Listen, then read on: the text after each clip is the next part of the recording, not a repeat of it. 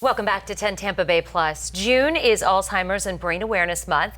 It's a time to spotlight the millions of Americans affected by memory loss and cognitive decline. And even though the month is wrapping up, it doesn't mean that the awareness stops there. We're joined by Andy Malivuk this morning. He is the owner of Seniors Hillsborough, helping seniors of Hillsborough and Pinellas. And let's touch on that first. Seniors helping seniors. You guys have senior caregivers, and why is that important? Yeah, so as the name implies, we focus on hiring more mature, life experienced caregivers.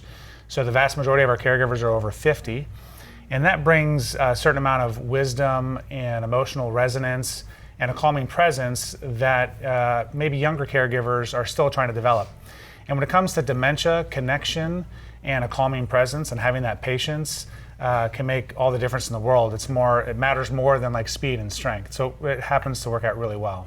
Let's talk about the early signs of Alzheimer's and dementia here. What are those? What should people be looking out for? Yeah, the most common one is forgetfulness and memory issues. So there's a standard amount of that happens with aging. But we're talking about when it starts to impact daily life. So maybe your loved one is missing important appointments, or they can't get through conversations because they're repeating, questions over and over again. And then maybe they're confused or overwhelmed in familiar settings. So we might forget names of somebody, but we know why we met, where we met them, and recognize the face. But when they stop recognizing the person completely, that's obviously an important one. But then another one is they might start neglecting their hygiene, stop brushing their teeth, wearing their nightgown all day long, and then personality changes is another big one. When should families start thinking about getting in-home care, and when do you reach that point that we need to bring someone in to give us some help out? Yeah, and I guess it matters where you live relative to the person, but when safety starts to become an issue, they start to leave the stove on, or they start to wander, or if they still have their keys and they're getting lost when they're going just around the corner to go to the store.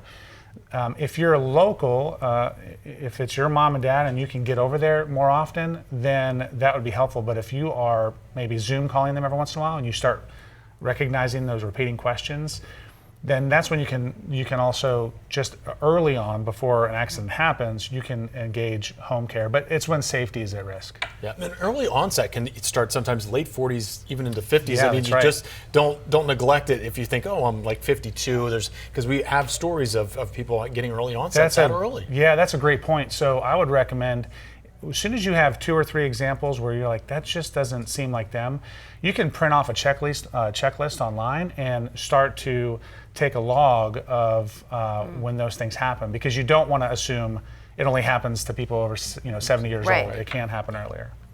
Good to know. I wanted you to be able to share a story that kind of highlights what you guys do and the fact that you do have seniors that are caregivers. Do you have something you can share with us about that sort of highlights that connection? Yeah, so partly what inspired me to get involved with Seniors Helping Seniors, it's a nationwide franchise, and I have several of the offices around the Tampa Bay area, but was the experience with my own mom. So she was diagnosed with cortical basal disease, which is kind of related to Parkinson's, but it presents a lot of similar ways and affects daily life.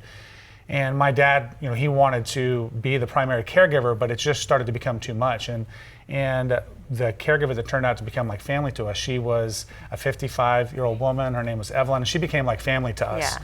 And that made all the difference in the world because of her reliability and her patience, and she just made a huge impact on my mom's life.